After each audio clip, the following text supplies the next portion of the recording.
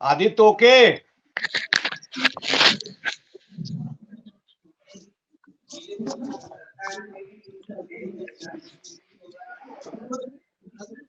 Recording on है। हाँ, मैं ऑफ कर लेता हूँ मोबाइल, आप ही का इंतजार था। जी,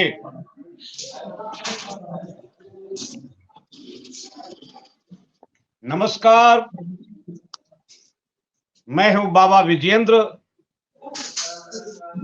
आप देख रहे हैं द डायलॉग। मंच पुनः सज गया है। आज तकनीकी कारणों से आज हम लोग 14 मिनट विलंब से हैं। माफी चाहता हूं कि जो भी हमारे साथी देख रहे होंगे और इंतजार करना पड़ा होगा। तकनीकी कारणों से मैं 8 बजे शो को नहीं शुरू कर पाया। इस माफी के साथ अपनी बात को मैं शुरू करना चाहता हूं। आज भारत के इतिहास का एक और महत्वपूर्ण दिन। भारतीय जनता पार्टी के शिखर पुरुष लाल कृष्ण आडवाणी जी को भारत का सर्वोच्च सम्मान भारत रत्न देने की घोषणा हुई। आडवाणी जी को भारत रत्न, और इसके पहले माननीय प्रधानमंत्री मोदी जी अपने कार्यकाल में 7 भारत रत्नों की खोज की। यद्यपि मैं मानता हूं रत्नों के इस खान में, रत्नों की इस धरती पर मोदी जी से बड़ा तो कोई भारत रत्न है नहीं। बावजूद 14 के बाद हम लोग 24 में प्रवेश कर गए हैं। 7 भारत रत्न उन्होंने बांटा और जिसमें से 3 भारत रत्न तो संघ परिवार के ही रहे। नानाजी देशमुख, लाल कृष्ण और अटल बिहारी वाजपेयी, प्रणब दा को इसी दौरान मिला। लेकिन आडवाणी जी को जो भारत रत्न मिला, इस भारत रत्न के क्या मायने देश आडवाणी जी को पुनः पढ़ना चाहता है। देश आडवाणी जी को पुनः जानना चाहता है। देश देखना चाहता है कि हमारा भारत रत्न कैसा है। और यह 50वां भारत रत्न का सम्मान मिला है। 50वां। और ठीक 50वां के पहले कर्पूरी ठाकुर जी को भारत रत्न का सम्मान दिया गया। मामला मजेदार मोड़ पर है। कर्पूरी जी बिहार की धरती समस्तीपुर से जुड़े रहे और आडवाणी जी का भी राजनीतिक करवट और उसका संबंध समस्तीपुर से है। और उसी समस्तीपुर में उसी कर्पूरी की धरती पर आडवाणी जी की गिरफ्तारी हुई और समस्तीपुर का लाल, उसी माटी की उपज कर्पूरी ठाकुर को भी भारत 49वां भारत रत्न कर्पूरी ठाकुर जी को और 50वां भारत रत्न लाल कृष्ण आडवाणी जी को। आपने किस आडवाणी जी को भारत रत्न दिया? लाहौर से विस्थापित होकर के भारत आए, भारत की विभाजन की त्रासदी, लूटमार, दंगा आडवाणी जी ने बचपन में देखा और हम किस आडवाणी को जानते हैं, देश किस आडवाणी को जानता है, जिन्ना के मजार पर सजदा करने वाला आडवाणी, या फिर हिंदुत्व का ध्वज पताका लेकर के कथित हिंदू पुनर्जागरण का आंदोलन करने वाला आडवाणी, और अपने ही शिष्य से अपमानित होने वाला आदमी, भारतीय जनता पार्टी की इस महान विरासत को वर्तमान में जिस तरह से अपमानित किया गया, उपेक्षा किया गया। किसी के वीडियो में आवाज आ रही है, केवल कृपया जो बैठे हुए मित्र है, थोड़ी सी आवाज पीछे से आवाज आ रही है तो दिक्कतें हैं थोड़ी सी। तो मैं ये कह रहा हूं कि आडवाणी को देश जानना चाहते हैं। वह आडवाणी जब सामाजिक न्याय के सवाल आसमान में थे और सदियों के दलित वंचित पिछड़ों को न्याय देने के लिए जब मंडल कमीशन की घोषणा होती है तो आप उस मंडल कमीशन के उस सभी बेला में आप रथ लेकर के निकलते हैं। आडवाणी जी क्या सामाजिक न्याय के विरोधी? फिर हो क्या गया? आज माननीय मोदी जी ने जब ट्वीट किया कि अब हमारे आडवाणी जी भारत रत्न होंगे, तो वह भी फोटो देख रहा था किस प्रकार आडवाणी हाथ जोड़ करके खड़े थे और मोदी जी के पास मुस्कुराने का भी वक्त नहीं था। याद होगा 14 में आडवाणी जी का प्रेस कॉन्फ्रेंस अहमदाबाद में, जब उन्होंने कहा था कि प्रधानमंत्री नरेंद्र मोदी जी हमारा शिष्य नहीं हो सकते हैं। ये बड़े इवेंट मैनेजर हैं। ये पहली दफा किसी ने हमारे वर्तमान रहनुमा को इवेंट मैनेजर के रूप में अगर किसी ने उपाधि दी तो लालकृष्ण आडवाणी ने अहमदाबाद में दी। क्या है मायने भारत रत्न के? ये राजनीतिक रत्न है या रत्नों की राजनीति है, या फिर कर्पूरी ठाकुर जी को भारत रत्न देने के बाद और दूसरे वर्ग को भी खुश करने के लिए आडवाणी जी को बहाना बनाया? आडवाणी जी उपेक्षित होते रहे और उपेक्षित होते होते अचानक भारत रत्न हो गए। ये तो उपेक्षा का खेल बहुत बड़ा है। आप जिसकी उपेक्षा करते हुए भारत रत्न हो जाते हैं।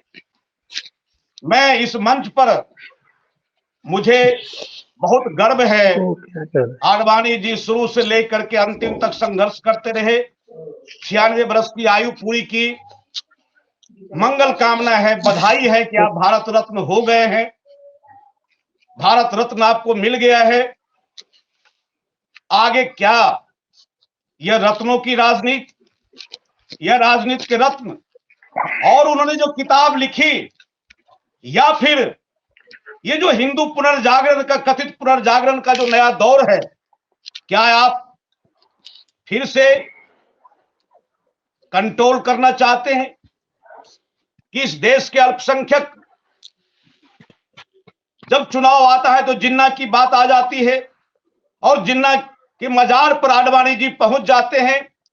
यह प्रचंड जो हिंदू राष्ट्रवाद का जो माहौल है, इस प्रचंड राष्ट्रवाद को मेकअप करने के लिए, एक लिबरेट पॉलिटिक्स को खड़ा करने के लिए आप भारत रत्न का सम्मान दिया। क्या है भारत रत्न के मायने? और गर्व है कि कोई भी देशभक्त, उसके जीवन का सबसे बड़ा पुरस्कार है भारत रत्न का। शायद महात्मा गांधी को नहीं मिला। कुछ सम्मान तो ऐसे होते हैं कि सम्मान स्वयं सम्मानित हो जाता है। मुझे विषय प्रदेश में इतनी बात कहनी थी कि ये रत्नों की राजनीति, ये राजनीति के रत्न, सामाजिक न्याय, कर्पूरी के बाद आडवाणी, जिन्ना और चुनाव, और क्या है खेल इस पुरस्कार के पीछे, और मुझे लगता है कि हम लोग समय तो काफ़ी मुझे 2-4 मिनट समय मैंने लिया है विषय प्रवेश कराने के नाते, तो मुझे लगता है कि सारगर्भित बात एक-एक साथ ही रखें। मैं सीधे तौर पर दया सिंह पिछले 3 साल से और लगता है कि पता नहीं आडवाणी जी से इनका क्या रिश्ता है या संघ परिवार से कोई मिली-भगत है दया जी की। लगातार अपने तमाम किताबों और पत्रकों और प्रेस कॉन्फ्रेंस में जब कभी बैठते हैं तो लालकृष्ण आडवाणी की लिखी हुई किताब को कोट करते हैं। आडवाणी जी ने यह कहा, आडवाणी जी ने वह कहा। मैं सीधे अध्येता दया सिंह जी के पास मांगना चाहता हूं कि आपने आडवाणी जी की लिखी उस किताब को पढ़ा। अब आडवाणी जी भारत रत्न हो गए हैं। आप किस तरह देखते हैं दया जी? बहुत शुक्रिया, बहुत शुक्रिया बाबा जी। सवाल इस बात का है कि भारत रत्न जो मिल रहे हैं, नानाजी देशमुख को मिला क्योंकि उन्होंने 1984 का जो सिख कत्लेआम है उसको सम्मानित कर दिया कि बड़ा बहुत अच्छा काम हो गया। ब्लू स्टार ऑपरेशन को उन्होंने बड़ा काम कह दिया। आडवाणी जी उसी ब्लू स्टार ऑपरेशन की देन है। जब आडवाणी जी आप खुद मानते हैं कि ब्लू स्टार ऑपरेशन तत्कालीन प्रधानमंत्री इंदिरा गांधी नहीं करना चाहती थी और हमारे दबाव से, और हमने लगातार 15 दिन अमृतसर और पंजाब में हालात ऐसे बना दिए ताकि उनको मजबूर होना पड़े कि वो ब्लू स्टार ऑपरेशन करे। तो मैं ये जो आपने परिवेश में अपनी बात कही है वो बड़ी कमाल की। मैं समझता हूँ कि देश को हिंदुत्व में बदल देना ये आडवाणी जी की करामात।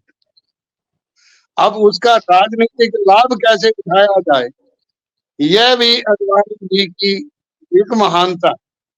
अब भारत रत्न मुझे नहीं लगा कि सिखों में किसी को अभी तक ये भारत का रत्न दिया हो या भारत रत्न में सुसज्जित किया हो, मुझे ऐसा नहीं लगा। पर मैं एक बात मानता हूँ कि गांधी 1917 में आए, 1919 में जलियांवाला बाग की त्रासदी हुई, सैफुद्दीन किचलू और सभी लोगों के सामने वो हालात बने। 1920 में बाबा खड़क सिंह सिख लीग की हत्या कर रहे थे। गांधी, मोतीलाल नेहरू, मोहम्मद अली गौहर और शौकत अली मंच पर थे। गांधी ने उससे पहले खिलाफत मूवमेंट के हक में अपना बयान दे दिया, उसके बाद उनके साथ आ गए और मोहम्मद अली गौहर के वो शब्द जो उस सिख लीग में उन्होंने कहे थे कि खालसा जी, हमारे बुजुर्गों ने हाकिम रहते आप पर ज्यादतियां की हैं, मैं उसकी माफी मांगता हूँ। मैं अपने अपने भाई शौकत की गर्दन पेश करता हूँ, आपका मन करे तो काट लें।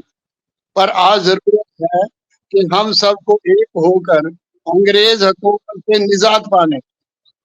एक तरफ गांधी, बाबा खड़क सिंह, मोहम्मद अली गौहर, शौकत अली और सभी लोग खड़े थे, जहां सिख, मुस्लिम और हिंदू सब एक मत थे।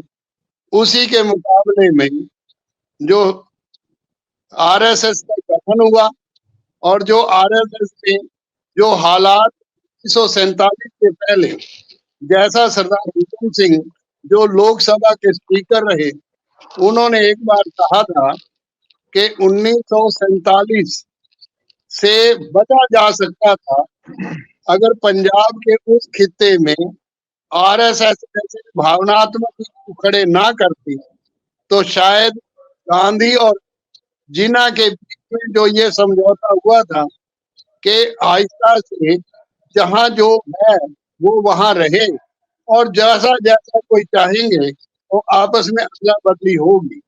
परंतु जो हालात आरएसएस ने 1947-1946 में पेश किए, मैं समझता हूँ 1984, और मैं एक बात और भी आपसे कह दूं कि आरएसएस बड़े करीने से काम करती है, क्योंकि आपने बताया कि अडवाणी जी आरएसएस के परोदा रहे और आरएसएस बड़े करीने से वो कांग्रेस में भी मिक्स हो गई और जेपी नारायण की मूवमेंट में भी वो आगे अगली कतार में खड़ी थी। सिखों ने दया जी आप गजब आदमी हैं। जब वह मंदिर बनाते हैं तो परेशानी होती है, जिन्ना के मजार पर झुकते हैं तब परेशानी होती है। आपको तो खुश होना चाहिए कि देश को ऐसा सेकुलर नेता मिला जो जिन्ना के मजार पर जाकर के सजदा किए। आप तो किसी बात में खुश ही नहीं रहते हैं। आप नहीं अरे मंदिर बनाते हैं तब दुख होता है और सजदा करते हैं तब तकलीफ होती है। आपको तो मिठाई बांटनी चाहिए सेकुलरिस्ट को। नहीं, मैं बाबा जी आपके इस बात से बड़ा खुश हुआ कि चाहे राज सत्ता जीना के साथ आरएसएस वालों ने जनसंघ ने करनी हो तो तब भी जीना के साथ करते हैं, जब ये बाकी हालात करने हो तो तब भी जीना की मजार नजर आती है। सवाल ये है कि ये देश सेकुलर रहेगा या नहीं रहेगा। क्या अडवाणी जी को भारत रत्न इसलिए दिया जा रहा है कि देश में हिंदू उग्रता को फैला दिया जाए और इस हालात में देश को पहुंचा दिया जाए? ये सवाल दया जी आपका मिजाज जो कांग्रेस के करीब है। कमलेश्वर की किताब को पढ़ लीजिए, कितने पाकिस्तान। और जवाहर जी और जिन्ना जी ने अपने अपने हिस्से के हिंदुस्तान को बांटा और इस देश के जो आम लोग थे जिन्होंने कुर्बानियां दी, यह देश ठगा रह गया। अपने अपने हिस्से के मुल्क को आपके रहनुमा ने भी बांटा और जिन्ना ने भी बांटा, देश ठगा रह गया। आप यहां कुछ कहते नहीं। आप जब बात करते विरोध में होते तो केवल विरोध करते हैं, लेकिन आप उस पक्ष नहीं बाबा जी आपको मेरी बात समझनी चाहिए। मुझे तो कांग्रेस के साथ खड़ा करने का आपको हिमाकत नहीं करनी चाहिए। मेरा ये कहना है कि जब 1946 में जिन्ना, मास्टर तारा सिंह और डॉक्टर अम्बेडकर पैक्ट हो रहा था, उसको किसने डिस्टर्ब किया? किसने पार्टीशन एक्सेप्ट किया? 7 मार्च से लेकर 13 मार्च तक लाहौर और रावलपिंडी में जो दंगे सिख और मुस्लिम के बीच में करवाई, वो कौन जिम्मेदार था? आप इतिहास के उन पन्नों को कैसे बदल देंगे? मेरा ये कहना है कि 1973 में जब आनंदपुर साहब रेजोल्यूशन आया, उसको खालिस्तानी रेजोल्यूशन किसने कहा? हिंदी हिंदू हिंदुस्तान का नारा किसने लगाया? अगर पंजाबी सूबा जब बाकी सूबे भाषा के आधार पर बन रहे थे, तो क्या पंजाब में हिंदी हिंदू हिंदुस्तान का नारा किसने लगाया? आनंद अमृतसर में जब दरबार साहब का जो फोटो था, जो उसका वो था, वो रेलवे स्टेशन पर भाटिया ने तोड़ा, वो कौन जिम्मेदार था? जब ये कहा गया कि बीड़ी सिगरेट पिएंगे, शौक से जिएंगे, उस यात्रा अमृतसर के सामने, दरबार साहब के सामने किसने निकाली थी? तो इसके सवाल, अब आप ये मुझे कहें कि मैं कांग्रेस के तो मैं कभी नजदीकी इस बात से कभी सहमत ही नहीं हो सका। तो मेरा ये बात दया जी, आपको ये गर्व करना चाहिए कि जिन 10 गुरुओं ने इस सनातन धर्म की रक्षा के लिए, हिंदू धर्म की रक्षा के लिए अपनी गर्दनें कटवाई, और पूरे सिख ये जो तमाम गुरु है, आपको तो आडवाणी जी ने आपके 10 गुरु के बाद आपको तो जो है ना आगे बढ़ करके गुरु के संदेश को खड़ा किया आडवाणी जी ने। जिस हिंदुत्व की रक्षा के लिए आपके गुरुओं ने कुर्बानी दी और उसी हिंदुत्व की रक्षा के लिए आडवाणी जी निकले, तो आपको गर्व करना चाहिए। बाबा जी आपका ये स्टेटमेंट बिल्कुल गलत है। मैं अपनी रिजर्व रखता हूँ कि कोई हिंदू लीडरशिप गुरुओं के सामने कहाँ थी? बाबर और औरंगजेब के समकालीन गुरु नानक से गुरु गोविंद सिंह तक रहे। हमारे खट्टे और मीठे संबंध रहे। हरमंदिर साहब का जो संरचना है, अब अगर आपने देखना हो तो उसकी साईं मियां मीर ने नींव रखी और उसका जो 4 दरवाजे हैं, आने जाने का दरवाजा पश्चिम की तरफ खुलता है, उसका गुंबद इस्लामिक है, वास्तुकला इस्लामिक है, अंदर गुरु ग्रंथ साहब का प्रकाश है, किसी मूर्ति का प्रकाश नहीं है। आप कैसे हमें गार्ड बना देंगे किसी का। आप ये आपकी आप सोच कुछ और भी आपके कहें, इस हिंदू पर बहुत धर्म गलत। की विकृतियों के खिलाफ में नानक जी ने जो संदेश दिया कि हिंदू कौन धर्म सा? की जो विकृतियां हैं इसको खत्म करना चाहिए। आपने अगर पुनर्जागरण का काम किया, हिंदुओं को जगाया, आपने रक्षा अगर की, गुरु ना, वही आडवाणी जी ने किया। आपको जब नहीं उनको भारत रत्न नहीं, एक मिला है तो पूरे बाबा सिख जी, परंपरा का भी तो सम्मान हुआ है। बाबा बाबा जी, अब एक और सवाल पूछ लें। सनातन के क्या अर्थ है?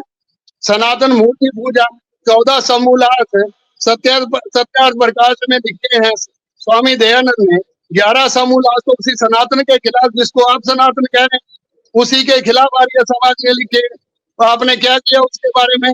और अगर हिंदू की शब्द की परिभाषा अगर आपने गुरु नानक से पूछनी हो, तो वो तो हिंदू के अर्थ ये कह रहे हैं कि जो जातिवाद को मानता है वो हिंदू है।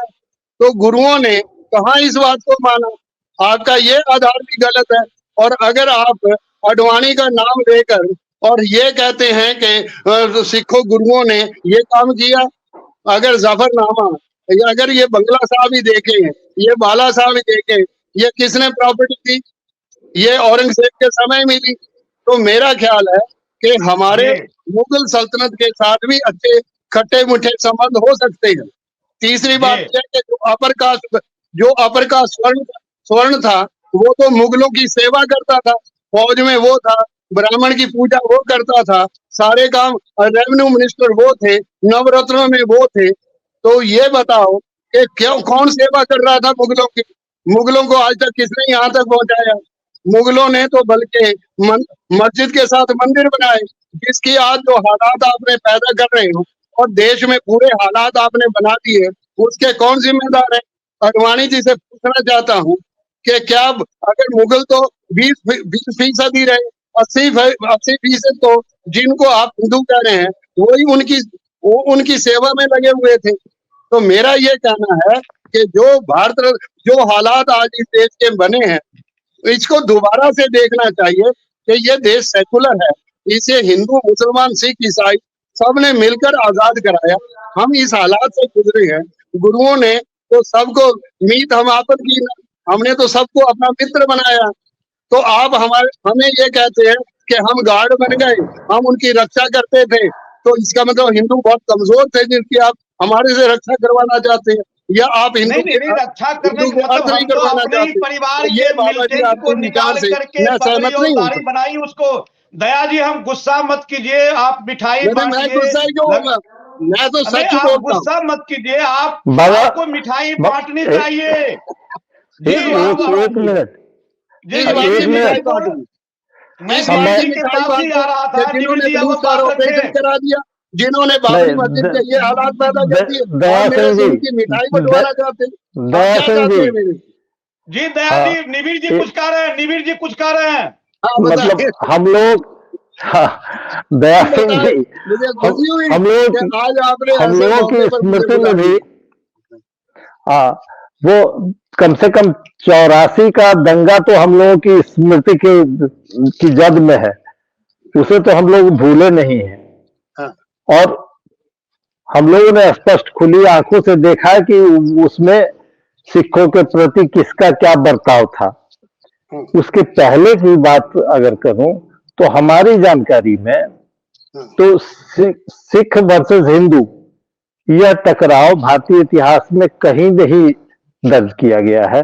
कभी इसका गवाह नहीं रहा है हिंदुस्तान कि सिखों ने अपने को हिंदू से अलग साबित करने के लिए कोई संघर्ष किया हो या कोई आवाज उठाई हो। नहीं वो आर्टिकल माइक अपनी 25 वेबसाइट पर ले। आर्टिकल 25 का विरोध, अगर मेरी जानकारी सही है, तो वो आजादी के बाद का, मतलब आजादी के बाद पैदा की गई स्थितियों की उपज है।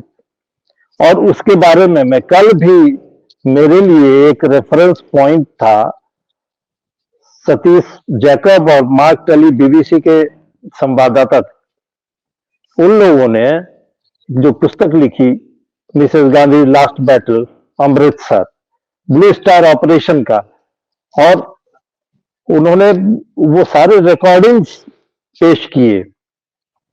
वहां पे अपना टेप रिकॉर्डर लगा करके मार्क टली और वहां से भगाया गया था। टेप रिकॉर्डर उसका लगा हुआ था, उसने उसकी रिकॉर्डिंग पेश की कि मैं बेआधार बेबुनियाद बात नहीं कह रहा हूं, लेकिन इसमें मिली भगत किन लोगों की थी, उस उसमें तो कांग्रेस को कटघरे में खड़ा किया है।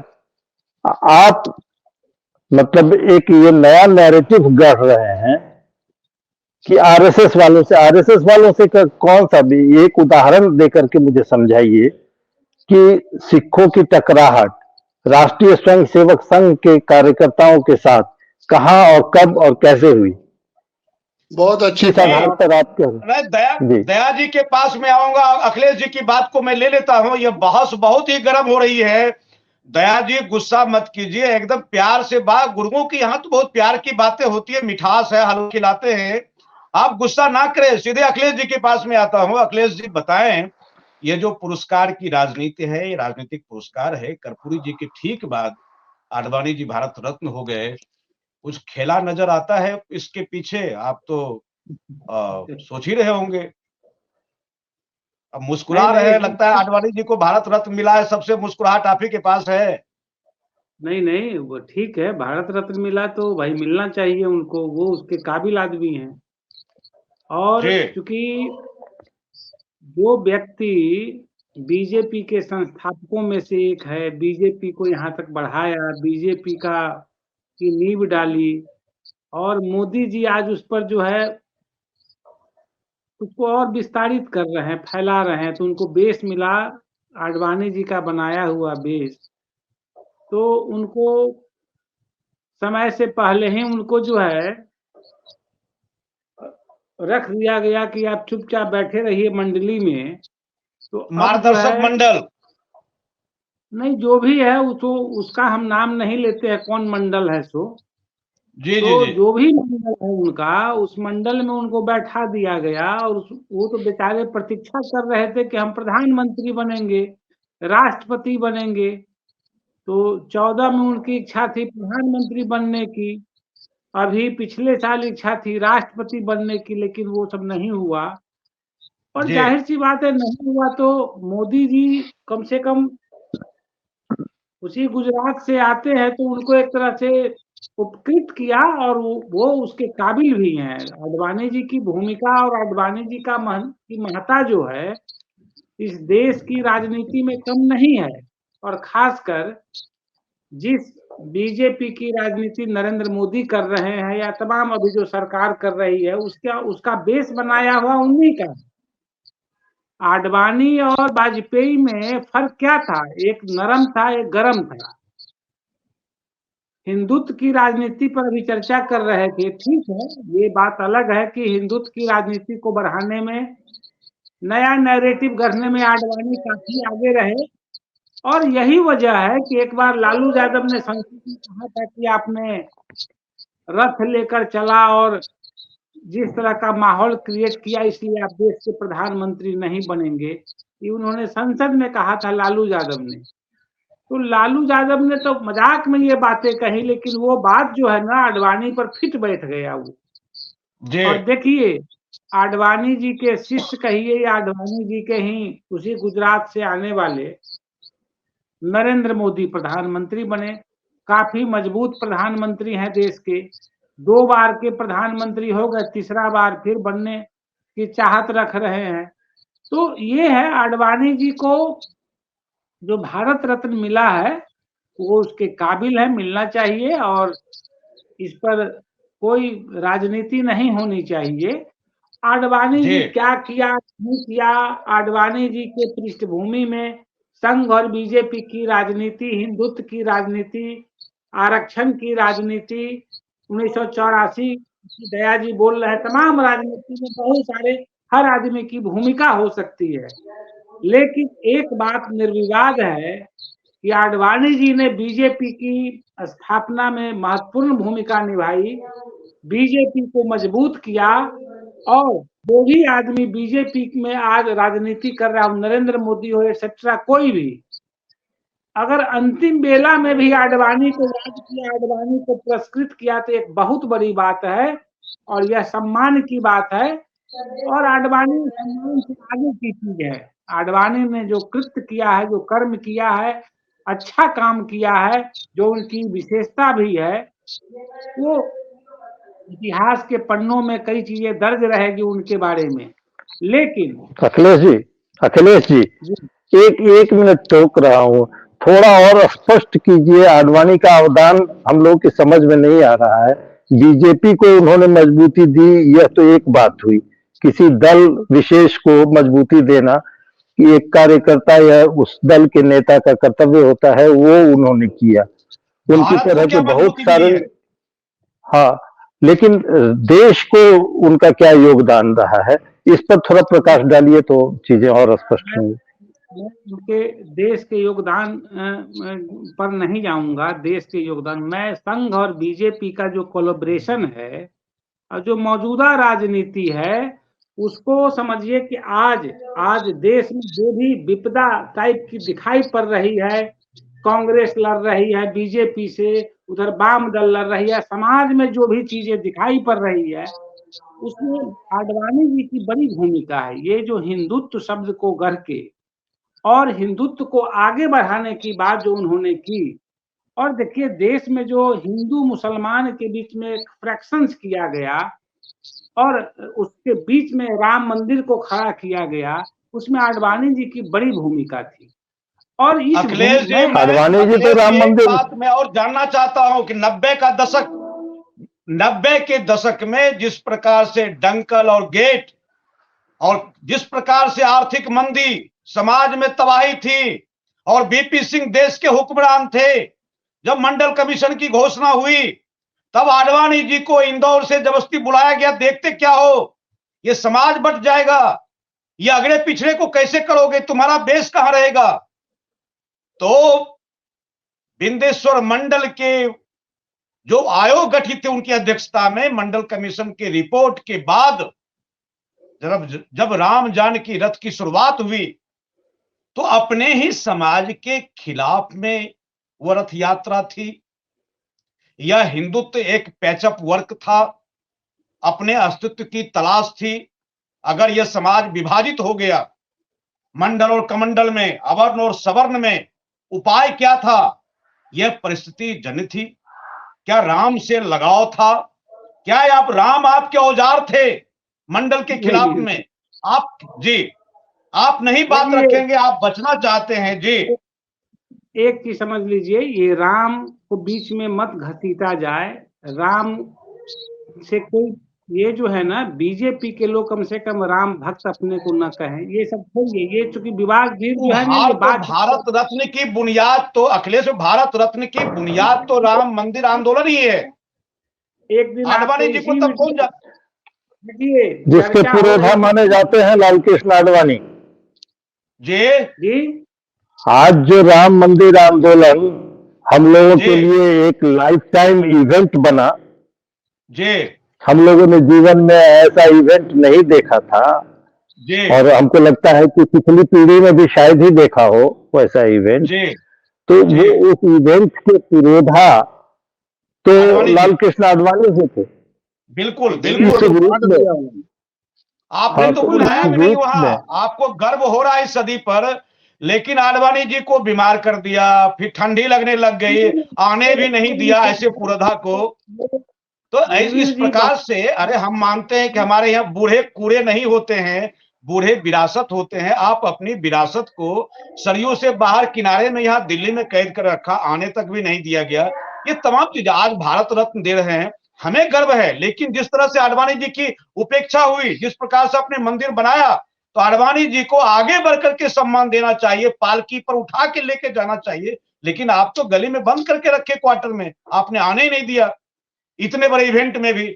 मैं तो अखिलेश जी कुछ बोल रहे थे, मैंने उनकी बात को छीन ली है।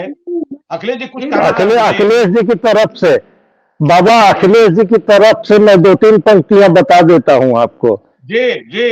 जब भी कोई बड़े आंदोलन का पुरोधा उस आंदोलन को किसी निष्कर्ष तक ले जाने में सफल होता है तो वो किनारे कर दिया जाता है। गांधी के साथ क्या हुआ याद कर लीजिए, जयप्रकाश नारायण के साथ क्या हुआ याद कर लीजिए, और अभी हाल के वर्षों में अन्ना हजारे के साथ क्या हुआ याद कर लीजिए। उसके बाद लाल कृष्ण आडवाणी के साथ जो हुआ है उसकी उसकी संगति आपको पता चल जाएगी। जी और गांधी इस बात को जानते थे, इस तथ्य को जानते थे कि किसी पर्पस से देश हित में या हिंदुत्व के हित में या इस्लाम के हित में या सिखिज्म के हित में जिन्होंने बलिदान दिया, बलिदानी भाव से अगर आप आते हैं तो फिर आपको उसका रिटर्न नहीं चाहिए होता है। इसलिए गांधी चाहते तो उस समय में वो राष्ट्रपति या प्रधानमंत्री बन सकते थे, इसमें कोई शक है क्या? नहीं, यह नहीं है कि बन सकते थे। यह गांधी के मुंह में हम लोग अपनी बात कहते थे महान बनाने के लिए। गांधी को तो जीते जी उनकी अवहेलना हुई, जो बात कर रहे हैं आप।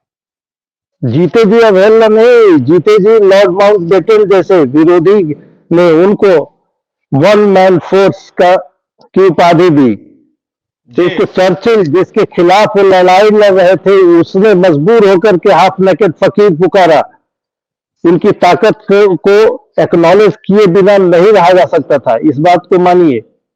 और मोहम्मद अली जिन्ना ने भी, आज आडवाणी जी ने जब उनको सूचना मिली तो उन्होंने एक पंक्ति कहा, इदम न मम, मैं कुछ नहीं, मेरा जीवन कुछ नहीं है, मेरा जीवन इस राष्ट्र के लिए समर्पित है, मेरा कुछ नहीं है, मैंने इस राष्ट्र के लिए अपना जीवन लगाया। तो इदम न मम की बात उन्होंने कही भावुकता में। और मुझे लगता है कि दया जी आने वाले दिनों में भारत के रत्न तो हैं ही, हम लोग के रत्न हैं। ईश्वर के दया जी जो काम कर रहे हैं ये भी भारत रत्न बनेंगे। बाबा दया जी से कुछ शंकाएं मैंने अपनी कुछ शंकाओं का समाधान चाहा था। मैं एक बात कहना चाहता हूँ आप। जी निर्वीर जी ने कुछ बातें उठाई हैं।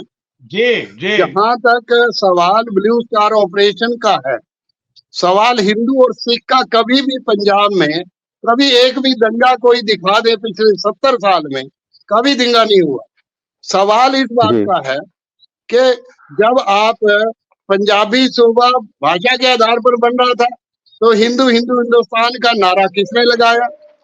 1973 में आनंदपुर साहब रेजोल्यूशन स्टेट्स के अधिकारों क्या था, उसको खालिस्तानी किसने बनाया? निरंकारी विवाद जब खड़ा हुआ उसको किसने उग्र किया? जब 1982 में मैं अपील कर रहा हूँ कि जरा समझने की कोशिश करें। जो आप ये कह रहे हैं कि आरएसएस ने ये सारे के सारे काम आरएसएस की तरफ से ही थे। मैं ये भी कहता हूँ कि मुझे खुशी है कि मैं सरदार हुकम सिंह जो लोकसभा के स्पीकर रहे और सिंह सभा शताब्दी कमेटी के अध्यक्ष रहे, मैं उनकी गोद में पला और बड़ा हूँ। मेरी एक अपील, मैं केवल एक लाइन, गुरुओं का पेटेंट मत कीजिए, गुरु हमारे हैं, गुरु को कब्जा मत कीजिए आप। एक मिनट मेरी बात आपको सुननी चाहिए। बात ये है कि जो बात निर्वीर जी ने उठाई है उसका जवाब बहुत जरूरी है। आप माई कंट्री माई लाइफ के 411 से 416 पेज बने। कौन जिम्मेदार था ब्लू स्टार ऑपरेशन का? आडवाणी जी की कन्फेशन स्टेटमेंट है। मेरा ये कहना है कि इंदिरा गांधी तो उस समय ये कह रही थी कि वायलेंस को वायलेंस से कंट्रोल नहीं किया जा सकता, हेट को हेट का कंट्रोल नहीं किया। 2 जून 1984 की स्टेटमेंट है, मैंने कभी नहीं मिला उनको। तो सवाल इस बात का है कि 1984 में जब इंदिरा गांधी की हत्या हुई, कौन दरवाजों के ऊपर कांटे लगा रहा था? सवाल इस बात को नहीं भूला जा सकता, दिलों में दर्द होता है। अब जो बात बाबा जी ने कही कि उन्होंने देश के लिए बहुत कमाल कर दिया, कौन सा कमाल कर दिया? देश को बांट के खड़ा कर दिया, हिंदू मुसलमान को और सिख को साइड लाइन कर दिया और पूरा एलिनिएशन कर दिया। आज देश में कहाँ खड़ा है? क्या हिंदुत्व के नाम पर ये देश चलेगा? क्या हिंदू राष्ट्र के नाम पर ये देश चलेगा? सवाल ये उठने चाहिए।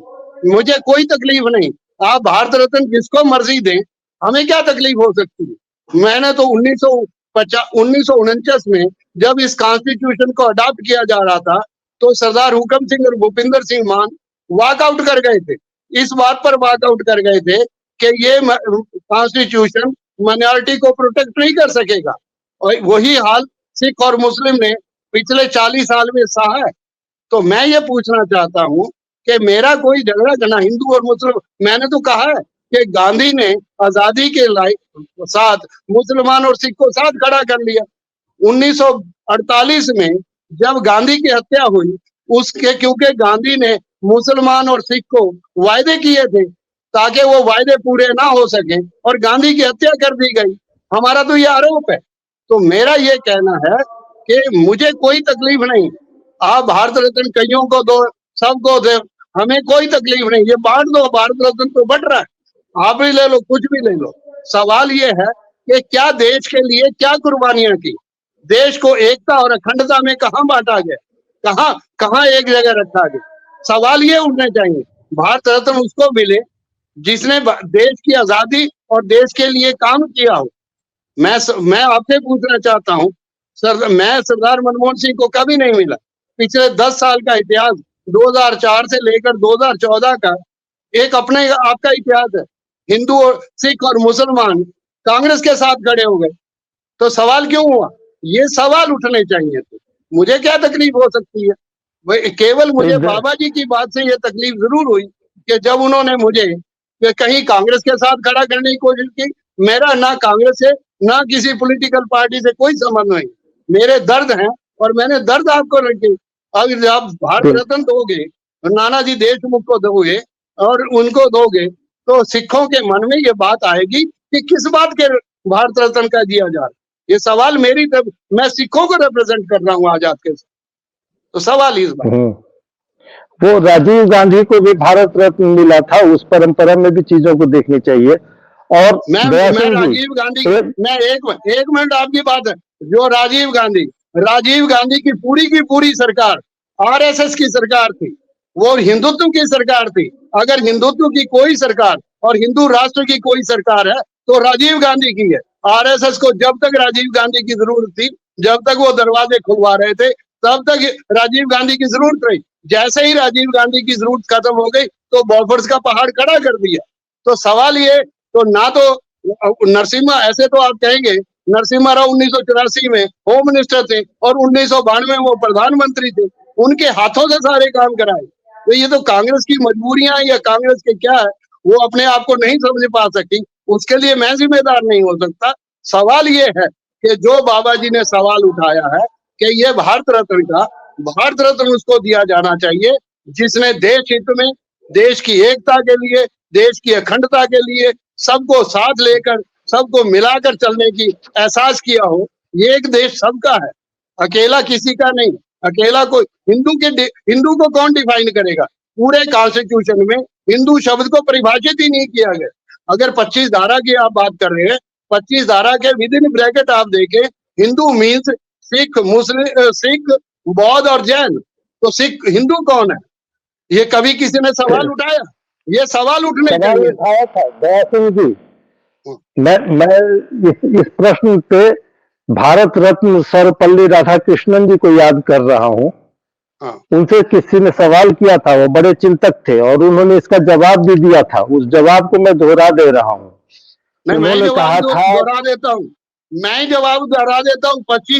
25 जनवरी 1965 की रात को जो सर्वपल्ली राधाकृष्णन ने एक जो श्लोक पढ़ा था, हिमालयम समारंभे यावदिन्दु सरोवरम, के हिमालय के ही अक्षर और यावदिन्दु के दो अक्षर से हिंदू शब्द को आज कहाँ वो शब्द आज कहाँ प्रभावित कर पा रहे? तो सवाल ये नहीं, आप ये भूल जाएं कि मैं सर्वपल्ली राधाकृष्णन के उस शब्द को नहीं जानता। मैंने उस गर्द को देखा है, मैंने अपने सामने देखा। 1982 में जब लालड़ू में 12 आदमी बस से निकालकर ये कहा गया कि सिखों ने बस में से 12 को, मुझे सरदार हुक्म सिंह ने उस समय संत चंद सिंह लांगोवाल के पास भेजा कि जुडिशियल इंक्वायरी हो जानी थी। आज तो राज सत्ता आपके पास है, उसी की जुडिशियल इंक्वायरी करवा देनी चाहिए। पूरे सिख को पूरे विश्व में बदनाम किया गया, उसको अतवादी कहा गया, खालिस्तानी। अभी जो किसान आंदोलन हुआ उसमें किसी ने कोई कसर नहीं छोड़ी, 700 किसान शहीद हो गए। तो मेरा ये सवाल है कि आज आप कहाँ खड़े होना चाहते? भारत रत्न तो बढ़ते रहेंगे, जो सरकार होगी वो भारत रत्न अपने लोगों को बांट देगी। तो सवाल भारत रत्न का नहीं है। तो नवरत्न तो अकबर बादशाह भी दे रहा था। तो क्या नवरत्न उस समय नहीं थे? तो सवाल इस बात का है नहीं, सवाल इस बात का है कि जो आडवाणी जी ने काम किए हैं वो सामने आने चाहिए। हम नवरत्न दो, भारत रत्न दो, कौन रोक रहा है? आपके अधिकार है, आपके हाथ में सर, आपके प्रेरोगेटिव। बाबा जी ने जो आज सवाल उठाया, मुझे नहीं पता था कि बाबा जी ये मेरी बात सुनेंगे कि नहीं सुनेंगे। सवाल इस बात का है, आज हमें सबको आगे आना पड़ेगा और ये देश को एक रखना पड़ेगा। ये देश हम सबका है, हमारे बुजुर्गों ने कुर्बानियां की हैं, शहादतें की हैं, इसको कैसे हम इनकार कर सकते? दया सिंह जी, हाँ एक जी। एक संयोग एक बढ़िया संयोग यह भी है कि पिछले 15 दिनों से मैं पंजाब में ही हूँ, चंडीगढ़ में ही हूँ, और लगातार सिख भाइयों की संगत का लाभ ले रहा हूँ। गुरुद्वारे में बैठता हूँ और यहाँ का पूरा माहौल जो है वो आपने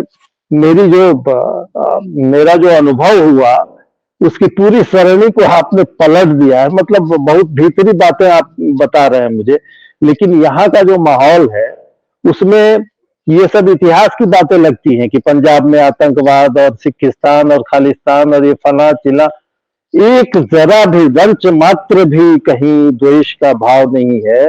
और एकदम मैं तो देख करके हैरान हूं कि गुरु की जो फैज होती है, जो हम लोग अपनी परंपरा में भी हम लोगों ने इसकी चर्चा की है, कबीर ने कहा, तुलसी ने कहा, वो ठीक वैसा ही फैज यहाँ के कण-कण में व्याप्त है। लोगों को मतलब नहीं है, इस ओछी राजनीति से मतलब नहीं है, मेहनत की कमाई खानी है, सेवा और मदद का जो गुर सिखाया है गुरुओं ने, उसका एकदम ज्वलंत प्रमाण हम देख रहे हैं। यहाँ के लोग मदद करने के लिए बेताब रहते हैं। नीरज जी, आप बिल्कुल, तो मैं भी अभी पंजाब जाकर आया हूँ, मेरी श्रोमणी गुरुद्वारा प्रबंधक कमेटी के जनरल सेक्रेटरी ग्रेवाल से बात हुई। हम चाहते हैं कि हमारा देश है, हमें एलिनिएशन क्यों हो, अलग थलग क्यों बैठ जाए इसे।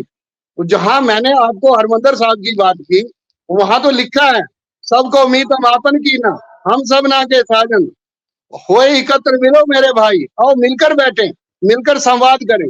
ये जो हालात आज हमने बनाए हैं, जो मणिपुर के हालात बने हुए हैं, जो बाकी के हालात बने, हम अभी नूह में मैंने अपने सामने देखा है कि इस हालात से नूह निकला है। तो ये सारी बातें हमें समझ आनी चाहिए। आप एक प्रोदा हैं, आप एक विचारवान हैं, आप कभी देखो, मैं तो कहता हूँ कि पंजाब में कभी भी हिंदू मुस्लिम, हिंदू सिख कभी दंगा हुआ ही नहीं है, नहीं भाव ही नहीं है ऐसा। तो मैंने खूब मैं तलाश रहा था कि वो पंजाब है कहाँ जिसकी चर्चा मैं सुनता आया हूँ। और मैं वो पंजाब किसने बनाया था?